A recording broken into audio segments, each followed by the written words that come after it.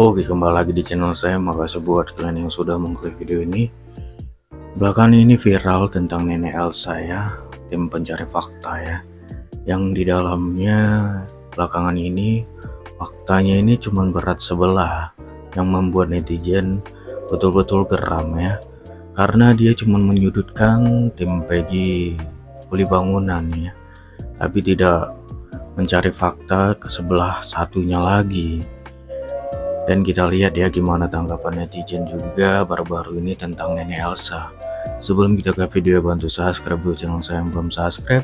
Tidak tunggu lama, kita ke videonya langsung. Let's go.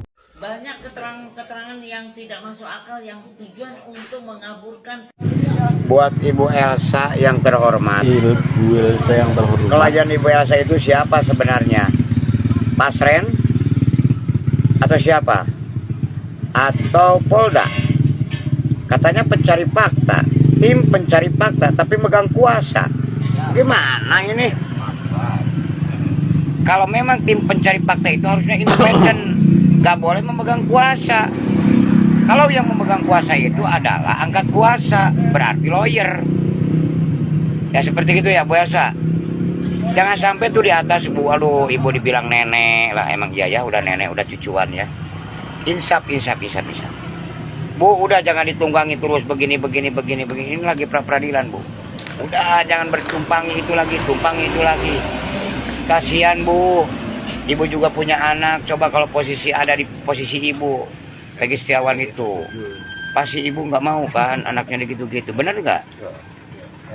Bener nggak sahabat? Wah, tanya sama sahabat Indonesia, ya. Insya Allah sahabat Indonesia itu orangnya bijak. Netizennya cerdas. Yo, terima kasih. Dulu saya benci banget sama si Nikmir. Bencinya minta ampun. Benci bang. Tapi sekarang kok saya jadi cinta ya sama dia. Apalagi setelah lihat ibu yang satu ini, kelakuannya. Dulu belum pakai hijab, innocent banget. Setelah pakai hijab malah kayak serigala. Serigala berbulu domba. Serigala yang saling lagi ngeraung-ngeraung nyari cuan gitu. Kasihan ini pengacara-pengacara yang udah nggak dipakai, nggak apa gitu ya.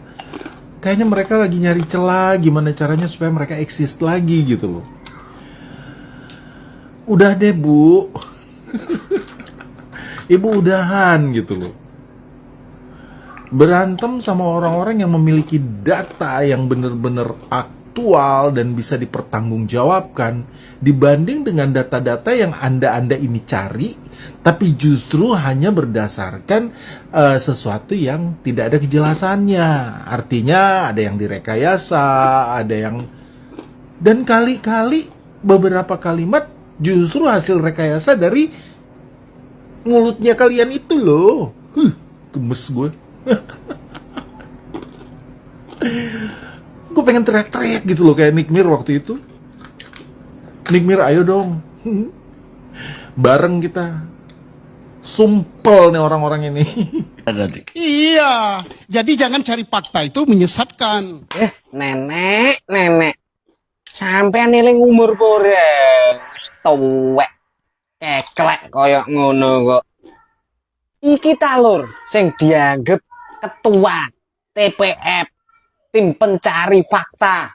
Tapi yo lur, nek delok percakapan sadurunge yo, tonton ae langsung full videone ning IRC iki yo. Wah, terlihat kebingungan si nenek peot ini ya. Nenek peot. Ya Allah, jabang bayi Bu, sampean kok ya reeling umur tuh.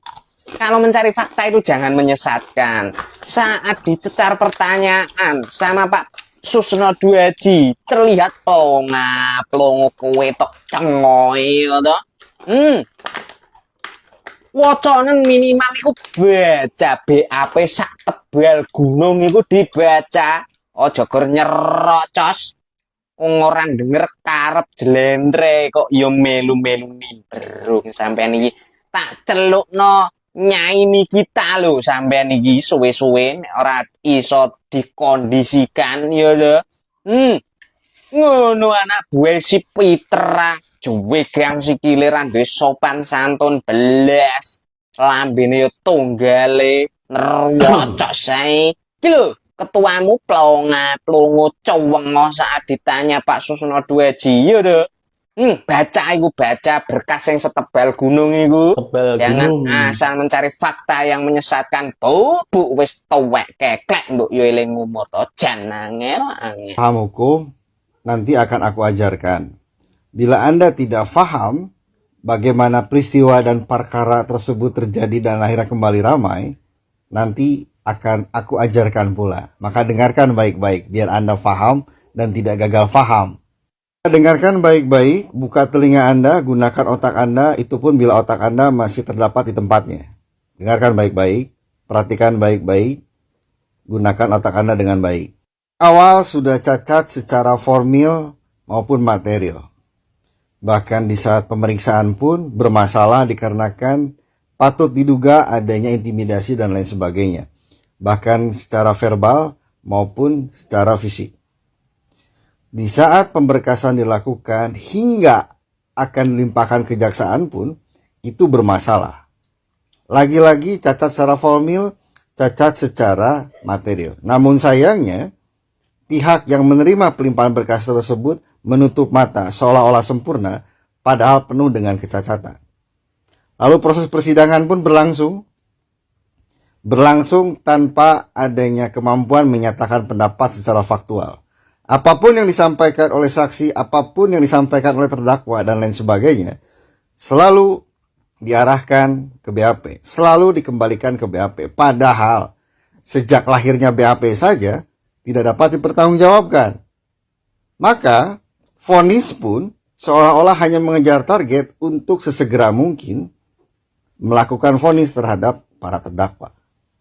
Yang mencabut BAP hanya 1 atau 2 orang saja, it's okay, itu normal.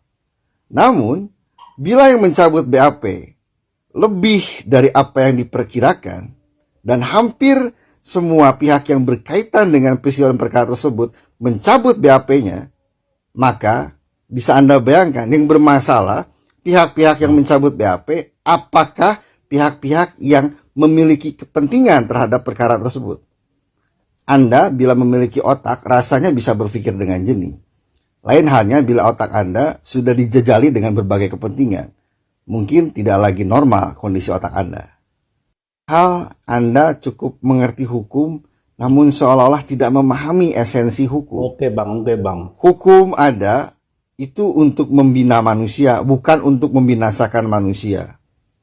Hukum ada untuk menegakkan keadilan, bukan menegakkan siapa yang bayar. Ingat baik-baik, Anda mengatakan bahwa pihak-pihak tertentu yang terjun ke lapangan, yang mencari keterangan, yang bertemu dengan narasumber dan lain sebagainya, melakukan intimidasi dan lain sebagainya. Ingat, apa yang Anda sampaikan itu cukup tendensius, bahkan sangat-sangat tendensius. Maka bila Anda tidak mampu mempertanggungjawabkan apa yang Anda sampaikan, ada konsekuensi hukum dari apa yang Anda sampaikan. Ingat itu baik-baik. Anda pun menyampaikan bahwa pihak-pihak tersebut dianggap pansos, mencari popularitas, mencari suara dan lain sebagainya, bahkan dihubungkan dengan politik. Anda rasanya lupa makan seblak. Tanpa ada perkara peristiwa ini saja, pihak-pihak yang Anda sebutkan sudah memiliki track record yang baik, sudah memiliki popularitas yang cukup baik. Jadi untuk apa berkeluh kesah, bercapek-capek ria untuk pansos di perkara ini? Justru dengan mereka terjun ke perkara ini saja, sudah banyak hal yang harus mereka pikirkan sebagai konsekuensi. Maka bila Anda anggap hal tersebut menjadi sebuah pansos dan lain sebagainya, rasanya harus sesegera mungkin Anda ke rumah sakit untuk general check up, bahkan operasi otak. Takutnya otak Anda ada bergeser. Ya, takutnya otak Anda agak bergeser. Otak bergeser. Sungguh miris dan sebuah ironi sebenarnya. Anda seorang praktisi hukum namun seolah-olah tidak paham hukum. Bahkan disadari atau tidak, Anda sendiri sudah mendegradasi diri Anda sendiri. Sangat disayangkan sebenarnya. Mungkin Anda sendiri yang sedang pansos. Mungkin Anda sendiri yang sedang mencari kembali popularitas yang sudah lama hilang. Jadi tidak perlu menganggap orang yang Anda senggol seperti itu. Mungkin Anda sendiri. Bahkan mungkin yang melakukan intimidasi dan lain sebagainya Anda sendiri. Namun seolah-olah melakukan hal tersebut untuk mencari kesalahan orang lain. Karena biasanya orang menyampaikan demikian adalah cerminan diri dia sendiri. Ya, maka sering-sering ngaca, minimal tahu wajah Anda seperti apa dan bagaimana, agar tidak lupa ingatan. Oke, itu dia videonya ya. Wah, betul kata netizen ya. Ini bukan tim pencari fakta, tapi tim pencari uang ya. Tim pencari keuntungan gitu ya kan. Kalau tim pencari fakta aturannya tidak berat sebelah, independen ya. Dan betul-betul mencari fakta yang sebenarnya, fakta yang baru, bukan fakta yang dulu udah ada itu yang diungkapkan, bukan gitu ya kan. Oke, itu sekian video dari saya, semoga kalian suka dan sampai bertemu di video saya selanjutnya. Bye.